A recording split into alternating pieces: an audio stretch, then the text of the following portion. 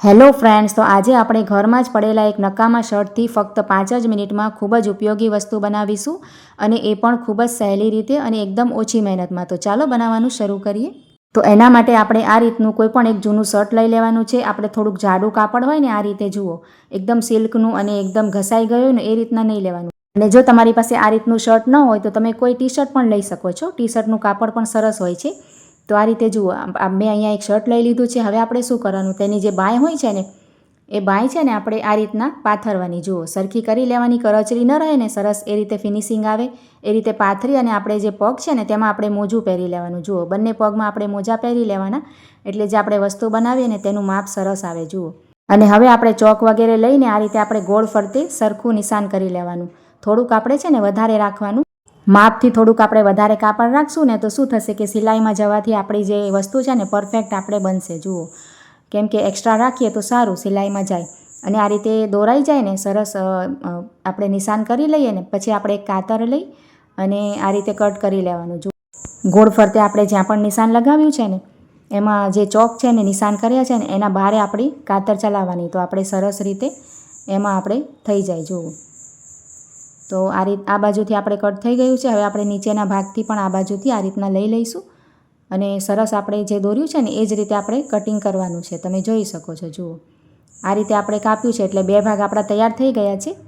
હવે આપણે છે ને આ રીતના 2 ભાગ તૈયાર થઈ જાય ને પછી આપણે બીજી બાંય છે ને, શર્ટની બીજી બાંય એ આપણે પાથરી અને એ જ આપણે કટ કર્યું છે ને એને જ આપણે રાખી દઈએ, તો ફરીથી આપણે માપ ના લેવું પડે. જુઓ, અને એ જ માપનું આપણે બીજા પણ 2 ભાગ કટ કરી લેવાના. તો તમારે જે ટી શર્ટ લ્યો ને તમે, એ આપણે આ રીતના ફૂલ સ્લીવનું લેવાનું. જુઓ, ફૂલ સ્લીવનું હોય તો સરસ આપણી વસ્તુ બનીને તૈયાર થાય. તો આ રીતે બીજો પણ ભાગના 2 ભાગ આપણે કટ કરી લીધા છે. તો ટોટલ આપણે 4 ભાગ તૈયાર થયા છે. આ રીતે તમને ખોલીને બતાવું છું. જુઓ, આ રીતે 2 કરી અને આપણે 4 ટોટલ ભાગ થઈ ગયા છે. આ રીતે થઈ જાય ને, અને આ રીતે તૈયાર થઈ જાય પછી આપણે 2 ભાગને સાઈડ ઉપર મૂકી અને આ રીતે જુઓ, મેં 2 ભાગ લઈ લીધા છે. અને હવે આપણે શું કરવાનું કે વચ્ચેથી તેને આ રીતે વાળી દેવાનું. અડધું આ રીતે વાળી, બંને બાજુથી સરખું જ વાળવાનું, તો આ રીતે તૈયાર થાય. જુઓ, અને વચ્ચોવચ્ચ આપણે છે ને વાળ્યું છે ને તેમાં આ રીતે ફરીથી નિશાન લગાવવાનું. થોડું કાપડ લેવાનું અને આ રીતે તમે વિડીયોમાં જુઓ છો ને એ જ રીતે 3 ઇંચનું આ રીતે આપણે નિશાન લગાવી દીધું છે. જુઓ, કેમ કે આપણે ફરીથી અહીંયા કટ લગાવવાનો છે. પછી આ રીતે કાતર વડે આપણે કાપી લેવાનું છે. એટલું જેમાં આપણે કટ લગાવ્યું છે એ રીતે ચોરસ આપણે વચ્ચેથી કટ લગાવી લેવાનો છે.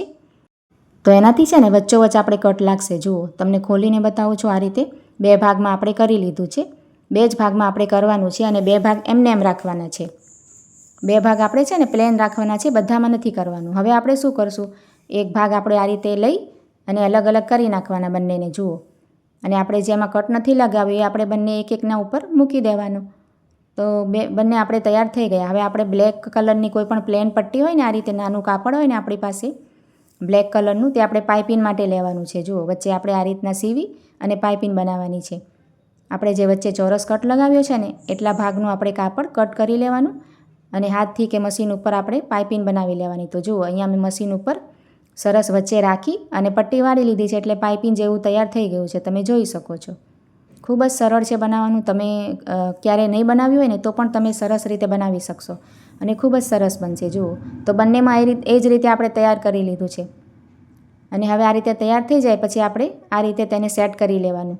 નીચેનો ભાગ આપણે સીધું રાખવાનું અને એની ઉપર આપણે બીજો જે પાઇપિંગવાળો ભાગ છે એને ઊંધું રાખી અને સરસ સેટ કરી લેવાનું. હવે આપણે ગોળ ફરતે છે ને એમાં સિલાઈ લગાવી દેવાની છે. તો છે ને ખૂબ જ સરળ, ફક્ત 4 થી 5 જ મિનિટમાં તમારી એ વસ્તુ બનીને તૈયાર થઈ જશે. તો આપણે આ જ રીતે છે ને બંનેમાં એ જ રીતે પ્રોસેસથી સિલાઈ કરી લેવાની છે. તો અહીંયા જુઓ, મેં સિલાઈ કરી લીધી છે અને બંને તૈયાર થઈ ગયા છે આ રીતે. હવે આપણે તેને ફક્ત સવડું કરી લેવાની છે. જુઓ, તો આપણે આ રીતે સરસ મજાની વસ્તુ આપણે પગમાં પહેરવા માટેની તૈયાર થઈ ગઈ છે. જુઓ, હવે શિયાળો આવે છે એટલે આપણે આ રીતના કાપડ તો શર્ટ વગેરે ટી શર્ટ વગેરે ઘરમાં રાખેલા જ હોય છે. તો આપણે આ રીતના 2-3 જોડી મશીન હોય તો આ રીતના બનાવી લઈએ ને તો ખૂબ જ સરળ થાય. જુઓ, અને તમને આ પ્રોસેસ જે મેં બતાવ્યો છે ને એકદમ ઇઝી પ્રોસેસ છે. કોઈ પણ બનાવી શકે. નાની છોકરીઓ હોય ને તેને પણ તમે આ બતાવશો ને તો એ પણ બનાવી લેશે. ખૂબ જ સરસ વસ્તુ બનીને તૈયાર થઈ છે અને ખૂબ જ ઉપયોગી છે. ઠંડીમાં આપણને આ રીતે બનાવીએ તો બહારથી આપણે પૈસાથી ખર્ચ કરવાની જરૂર પણ નહીં પડે અને ફ્રીમાં તદ્દન બનશે. જુઓ, ખૂબ જ સરસ બન્યું છે. તમને કેવી લાગી આજની આઈડિયા કમેન્ટ કરીને જરૂરથી જણાવજો. અને તમે આ વિડીયો કયા ગામથી કે કયા શહેરથી જુઓ છો તે પણ કમેન્ટમાં કહેજો. અને સારો લાગ્યો હોય તો લાઇક કરજો, શેર કરજો અને આવા જ વિડીયો જોવા માટે ચેનલને સબસ્ક્રાઈબ કરજો. તો ચાલો મળીએ નવા વિડીયોમાં.